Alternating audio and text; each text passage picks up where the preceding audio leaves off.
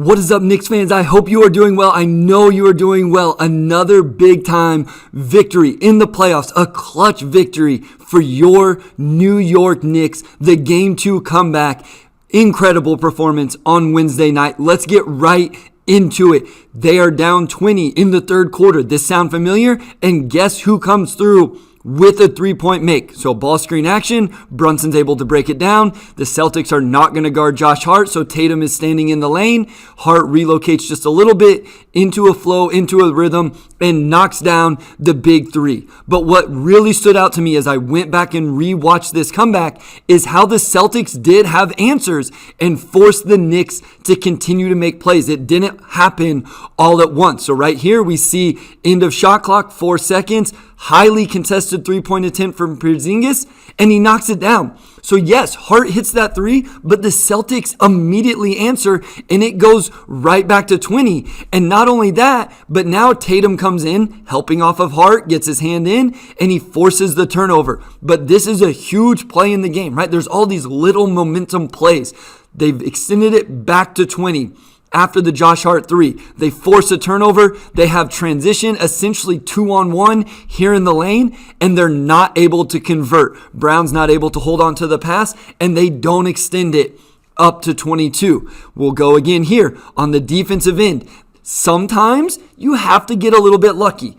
It happens to everybody. I'm not trying to take anything away from the Knicks. I will show where down the stretch, I really think they got stops and going to give them credit for that. But on this possession, again, where it's a 20-point lead, Celtics trying to extend it, White gets a decent look. They get an offensive rebound. He gets another decent look. And then Porzingis here on the weak side for the offensive rebound putback isn't able to convert. This allows the Knicks to now go in transition. McBride attacks them, and he had 5 huge points in this stretch where we're still in the third quarter. So again, I just want to highlight that sometimes during a comeback, you need the ball to bounce your way just a little bit.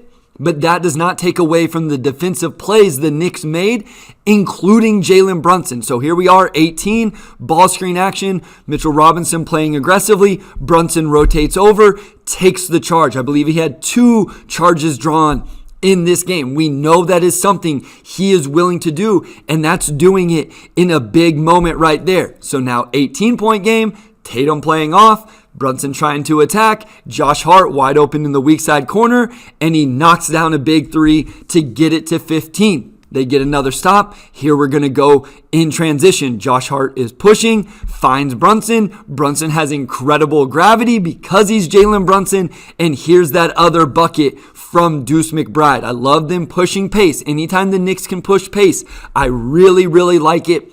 That cuts into the lead even more. We now go into the fourth quarter, so we're hanging around just above 12. But here's what gets really impressive about this game and this comeback is the Celtics actually extend it to 15 or 16 a couple times. So they force a Tatum miss. My guy Josh Hart here doesn't get the box out on Porzingis. Air balls are tough to come down with, but Porzingis comes down with it and gets it to the free throw line.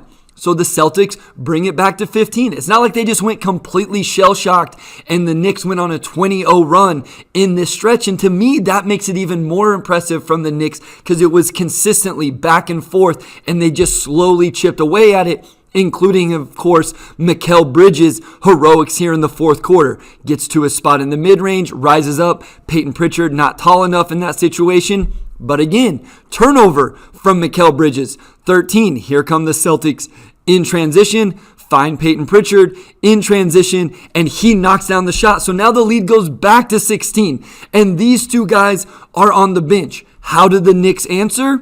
Mikal Bridges. That's how. Drives baseline. They leave him, and he rises up, knocks down the little fadeaway. I cannot emphasize this enough. Here's another one. Josh Hart had just given up an offensive rebound to Horford, throws in the errant pass. Horford steals it, but Hart continues to play. Multiple efforts, not giving up on the play. Horford's going to try to score. Hart comes up with the block, and then OG Anunoby right here makes a great play. This is one of the biggest sequences of the game, in my opinion. Again, the Knicks had cut it to 14. The Celtics hit Horford, or he gets the offensive rebound and gets the putback to make it 16. Turnover. What if Horford scores there? It's 18. Brunson and Cat are on the bench. Who knows where the game goes? But Hart continues to play. OG makes the hustle play. And then guess what happens on the other end? Mikal Bridges with the transition three-point make. Again, New York, push pace any chance you can get. Instead of that going to 18 and momentum, probably a timeout from Tibbs or something like that, it's down to 13 in this situation. But again, the Celtics answer. Great closeout contest from OG, but they take it back to 16 yet again. And so the Knicks have to find a way to respond.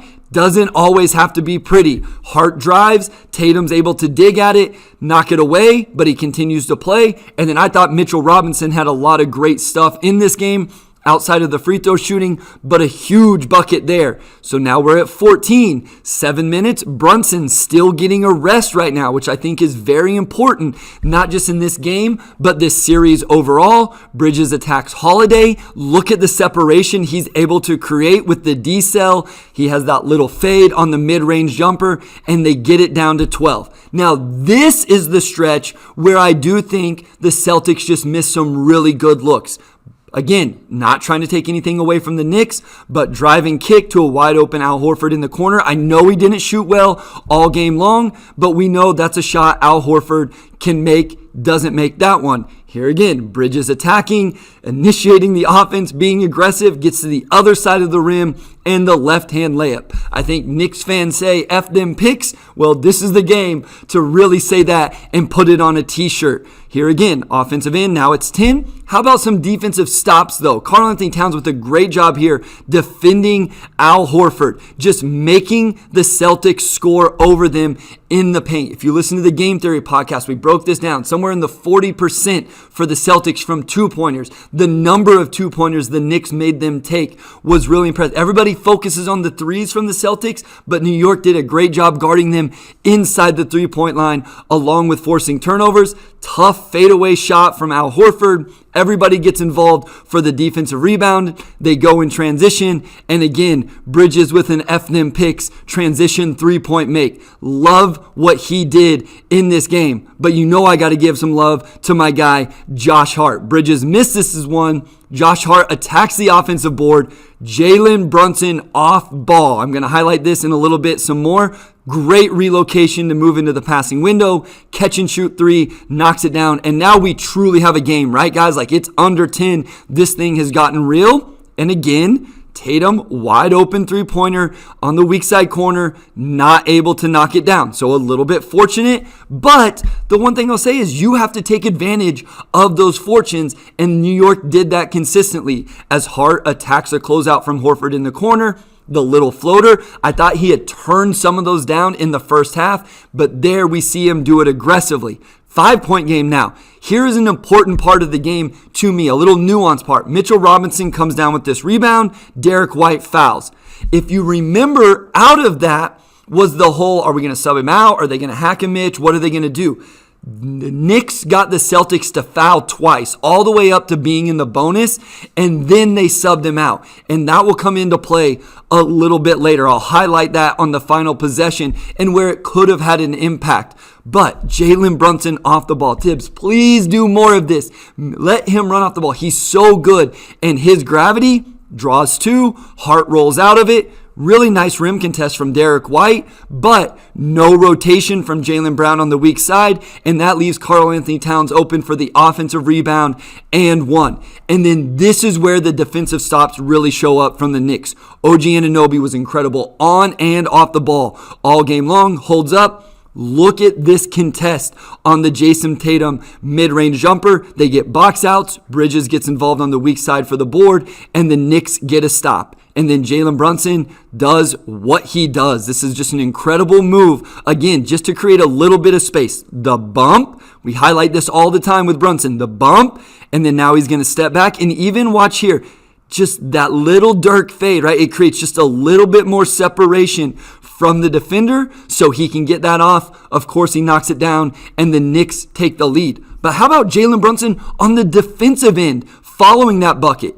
Takes the bump, holds up ground pretty well, and look at this contest. So everybody points to the Celtics missed threes, but this is what stood out to me, especially late in this game, was the Knicks forced misses from 2, and then even Karl-Anthony Towns here getting involved in the defensive board, and the Knicks come down with it. Again, still just a 1-point lead. Brunson again slides his feet. He's squared up on Jaylen Brown, takes one in the chin, and forces an incredibly difficult shot. Here's where they get a little lucky. My guy Josh Hart got to get a little better box outs on these weak side, but they miss. They miss the putback. This allows transition, pace for the Knicks, and the right-hand finish from Jalen Brunson. Now, we know the Celtics eventually made their push back. This is the play type that I think the Celtics should go to, and I think the Knicks have to have an answer for. We'll see it a couple times here. Horford does a great job flipping sides of the screen, which puts Cat moving a little bit, and Tatum is able to split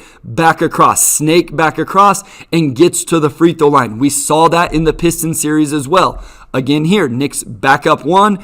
And we see the step-up ball screen, but watch what Tatum's going to do to Mitchell Robinson. He gets him in space. He's able to cross over, attack him the other way, and an uncontested dunk to take the 1-point lead. That is a play type the Celtics should absolutely spam early in Game 3, and I think the Knicks have to have an immediate answer for. But remember those fouls I talked about with Mitchell Robinson? I can't help but wonder if Drew Holiday tries to take a foul right here, right? The Celtics can't do anything. If they feel like they're a little off balance or they're losing position just a little bit, they don't have the ability to take a foul in this situation. It just costs them some options in this situation to do anything other than defend this straight up. Even if they felt like the offense was creating an advantage, Drew Holiday's not able to. They do call this a shooting foul. I don't think they would have called this on the floor. So it doesn't end up directly impacting. It's not like it won the game, but I do think it matters that one possession, Mitchell Robinson essentially caused 3 fouls. Tibbs did a great job calling the bluff, like not subbing OG in, just sending him back to the bench to see what Mazzulla would do, and Mazzulla still fouled. I don't know why, but I think it was really good process, even if it didn't have an overwhelming impact on the game. And then, of course, the final possession, the Knicks do a much better job at least muddying this up so Tatum can't get that head of steam downhill, end up switching. Mitchell Robinson does a really nice job sliding his feet, and then OG with an incredible job here helping off. Bridges then comes over, deflects the pass, and in the second game in a row comes up with the steal or block or whatever you want to call it to ice the game, a Knicks 2-0 series lead, heading back to what I can't imagine will be a crazy environment at Madison Square Garden.